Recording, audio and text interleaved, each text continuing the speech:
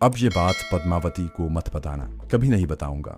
भगवान तेरी कृपा है। मैंने जियालाल से कहा, अब तू दूसरे कमरे में चला जा और अपनी पत्नी को अंदर भेज दे, मुझे उसके साथ एक जरूरी बात करनी है। जा, चला जा। जियालाल हाथ जोड़ता हुआ कमरे से निकल गया। दूसरे लम्हे उसकी पत्नी पद्मावती अंदर आ गई। उसने भी हाथ बांधे हुए थे। मैंने कहा, यहाँ मेरे पास आकर बैठ जा नारी। मैं बिल्कुल हिंदुओं के साधुओं की तरह हाकिमाना अंदाज में बोल रहा था। अगर इस तरह न बोला जाए तो उन लोगों पर कोई असर नहीं होता। पद्मावती चारपाई पर मेरे बिल्कुल साथ लगकर बैठ गई। उसका गर्म गुदाज जिस्म बिल्कुल मेरे साथ लगा हुआ था। मैं पद्मावती के इस तरह साथ लगकर बैठने से समझ गया कि वो इस बात के लिए बिल्कुल तैयार है जो मेरे उसूल के खिलाफ थी और जिसे मैं पसंद नहीं करता था, लेकिन मेरे जज्बात में हलचल जरूर पैदा हो गई थी। पद्मावती के गुताज बदन ने मेरे जज्बात में जो हैजान पैदा किया था उसे मैंने अपनी ताकत से फतह कर लिया। याद रखें, दूसरों को फतह करने वाला फातेह होता है, मगर अपने आप को फतह करने वाला इंसान अजीम होता है। मैंने पद्मावती को बिल्कुल न कहा कि परे हटो, अब इसकी जरूरत नहीं थी, क्योंकि मुझ पर उस वक्त जो हमला हुआ था उसको मैंने जवाबी हमले से पसपा कर दिया था। मैंने पद्मावती का जिस्म अपने जिस्म के साथ लगा रहने दिया और उसको मुखातिब करते हुए अपने टारगेट पर अटैक किया। पद्मावती, मेरी बात गौर से सुन। पद्मावती ने हाथ जोड़ दिए। मैंने कहा, तेरी कोख से बहुत जल्द एक चंद्रमा जैसा बच्चा होगा। देवताओं ने तुम्हें ये खुशखबरी देने के लिए मुझे भेजा है। पद्मावती ये सुनकर इतनी खुश हुई कि उसकी आंखों में आंसू आ गए। उठकर मेरे कदमों में बैठ गई। फिर मेरी तरफ देखकर बोली, मगर महाराज, मेरा खामद मर्द नहीं रहा। मैंने मुस्कुराकर उसके सर पर हाथ रखकर कहा, मूर्ख नारी, ये बच्चा तेरे खामद से नहीं बल्कि उस मर्द से पैदा होगा जिसके पास तू हर शनिवार की रात को जाती है। पद्मावती ने शर्म के मारे गर्दन नीचे कर ली, दोनों हाथों से मेरे पांव पकड़ लिए और रोकर कहा, महाराज मुझे क्षमा कर दें। मैंने कहा, मूर्ख नारी, भगवान की मर्जी से ऐसा हो रहा है। देवताओं की यही मर्जी है कि तेरा बच्चा राम अवतार से हो, लेकिन इसके लिए तुझे एक शर्त पूरी करनी होगी। बोल, क्या देवताओं की शर्त पूरी करने के लिए तैयार है? पद्मावती ने कहा, महाराज आप हुक्म करें, कौन सी शर्त है? मैं अपने बच्चे की खातिर हर शर्त पूरी करने के वास्ते तैयार हूँ। अब मेरा रास्ता साफ हो गया था। मैंने कहा, तुझे देवताओं के मान सरोवर लाया हुआ जल राम अवतार को पिलाना होगा।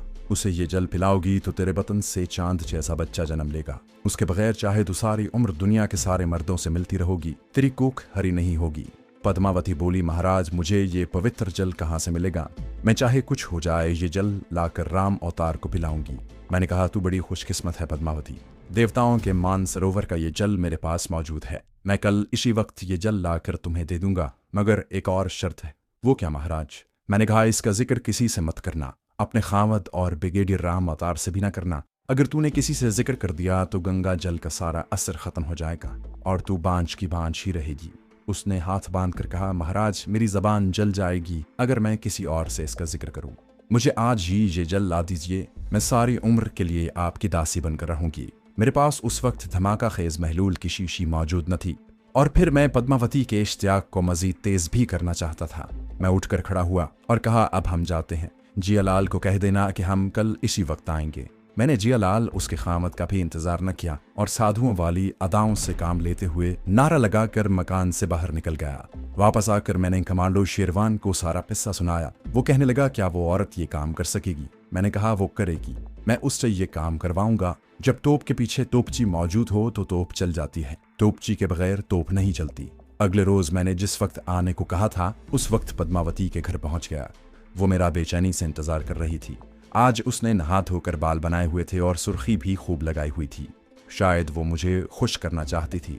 उसे मालूम नहीं था कि मैं इस खुशी का मोहताज नहीं था जो खुशी वो मुझे देना चाहती थी। उसने अपने खामद को भी घर से बाहर भेज दिया था। हिंदुओं के घर में साधु दाखिल होता देखकर कोई हिंदू शक नहीं करता कि घर में औरत अकेली है। हिंदू लोग किसी साधु के घर में दाखिल होने को बड़ा मुबारक समझते हैं। उसमें चारपाई पर नई चादर बिछाई हुई थी। मेरे कदम छूकर वो नौकरों की तरह मेरे सामने खड़ी हो गई। मैं बड़ी शान से चारपाई पर चौकड़ी मारकर बैठ गया था। मैंने उसे इशारे से अपने करीब बुलाया। पद्मावती सुधाए हुए जानवर की तरह जल्दी से मेरे करीब आकर मेरे कदमों में जमीन पर बिछी हुई दरी पर इस तरह बैठ गई कि उसने अपने दोनों हाथ मेरे घुटनों पर रखकर सर भी मेरे घुटनों से लगा दिया। मैंने कहा, पद्मावती सर ऊपर उठा और हम तुझे जो कुछ कहें उसे गौर से सुन और हम जिस तरह कहें उसी तरह करना। क्या तू तैयार है? उसने सर उठाया और बोली, महाराज आप हुक्म करें। क्या आप पवित्र गंगा जल लाए हैं? मैंने तमीज के अंदर हाथ डालकर धमाका खेज महलूल की शीशी निकाल कर उसे दिखाई। यह है पवित्र मान सरोवर का गंगा जल जो देवताओं ने मुझे दिया था। अब तू ऐसा कर कि कोई शीशी ला। वो दौड़कर अंदर गई और एक शीशी ले आई। मैंने धमाका खेज महलूल वाली शीशी का ढकना खोलकर उसकी शीशी को गौर से देखा और कहा, पद्मावती, तू बड़ी भाग्यवान है।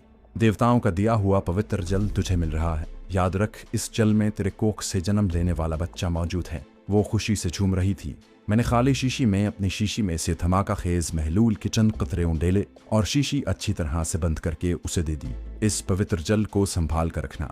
ये बता कि तू राम अवतार ब्रिगेडियर से मिलने कब जा रही है? पद्मावती ने शर्माते हुए कहा, महाराज, कल शनिवार है, कल रात को जाऊंगी। मैंने कहा, अब मैं तुम्हें बताता हूं कि तुम्हें क्या करना है। वो हमतन गोश हो गई। मैंने कहा, पहले ये बता कि तू किस वक्त राम अवतार की कोठी से वापस आती है। बात असल में ये थी कि मैं नहीं चाहता था कि ब्रिगेडियर राम अवतार के साथ ये बेगुनाह औरत भी मारी जाए।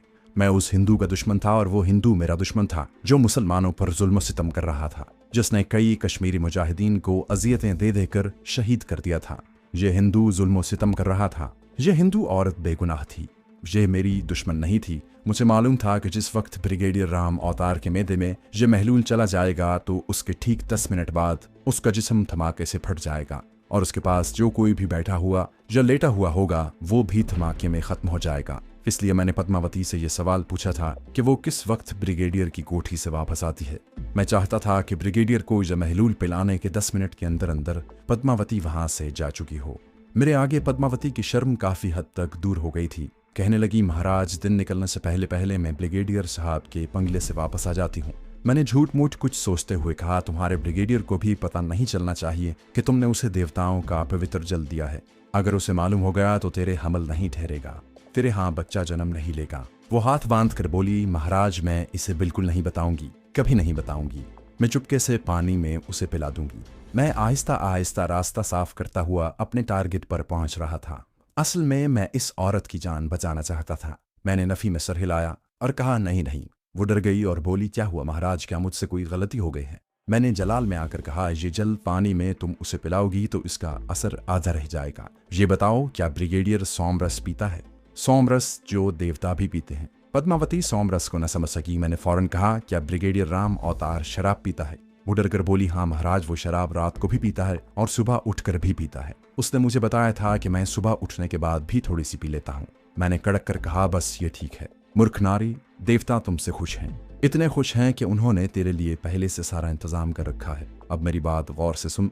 रात को जब शराब पीने के बाद ब्रिगेडियर सो जाए तो तुमने उठकर उस बोतल में ये गंगा जल के कतरे मिला देने हैं जिसमें से राम अवतार ने सुबह उठकर थोड़ी सी शराब पीनी है। बस वो सुबह उठेगा, बोतल में से शराब के 2 घूंट पिएगा और देवताओं की मर्जी पूरी हो जाएगी और अगले बरस तेरी गोद में चांद जैसा बच्चा खेल रहा होगा।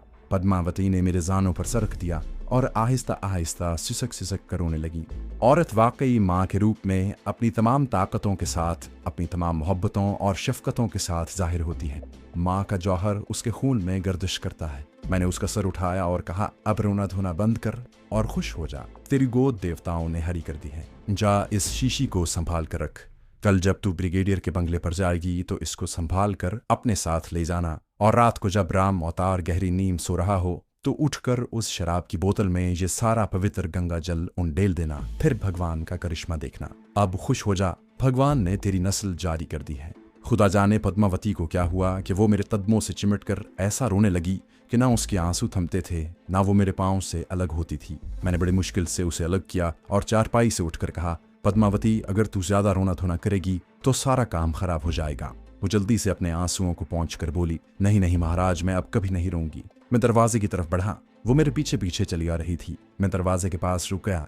मैंने उसके कंधे पर हाथ रख कर कहा, याद रखना, इसका जिक्र ना अपने पति से करना, ना राम अवतार से करना। अगर तूने पूरी राजदारी से काम लिया तो बहुत जल्द एक बेटे की माँ बन जाएगी। पद्मावती कहने लगी, महाराज, ऐसा ही होगा, ऐसा ही होगा। मैं इस राज को राज ही रखूंगी। बस मेरे होने वाले बच्चे का जीवन है। शाबाश, अब तू आराम कर, हम भी जाते हैं। हम परसों तेरे पास आएंगे और मालूम करेंगे कि क्या तूने सारी शर्तें पूरी करते हुए राम अवतार को गंगा जल दिया है। अलख निरंजन। और मैं पद्मावती के मकान से निकलकर गली में आ गया।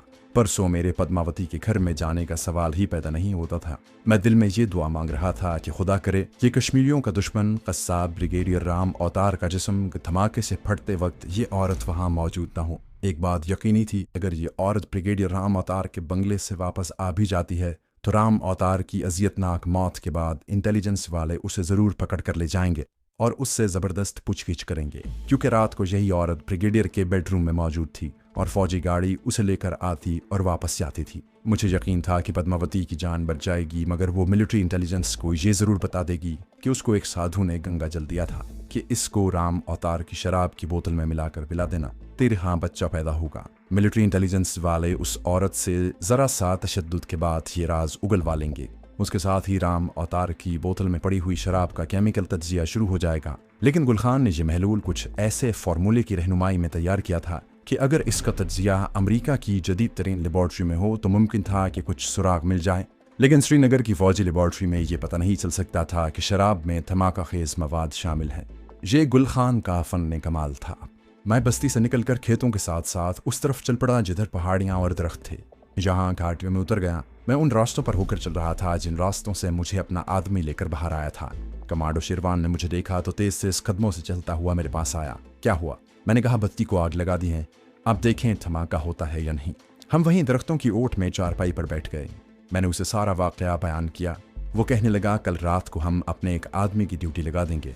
वो ब्रिगेडियर के बंगले से कुछ फासले पर छुप कर बैठ जाएगा। क्या तुम्हें यकीन है कि यह महलूल काम दिखाएगा?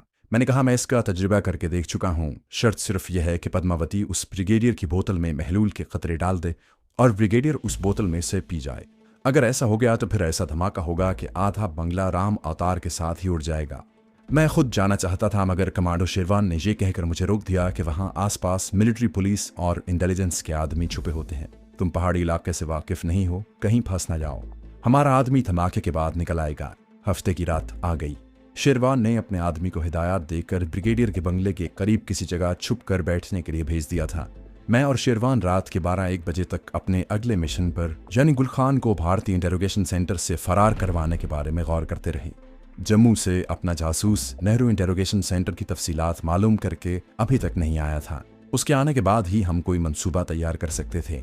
रात 1 बजे के बाद नौशेरवान सोने की तैयारियां करने लगा। तुम भी सो जाओ, जो होना है वो सुबह ही होगा, हमारा आदमी आकर खबर कर देगा। वो भी सो गया। कुछ देर बिस्तर पर पहलू बदलने के बाद मैं भी सो गया। सुबह की अजान के वक्त हमें उठा दिया गया।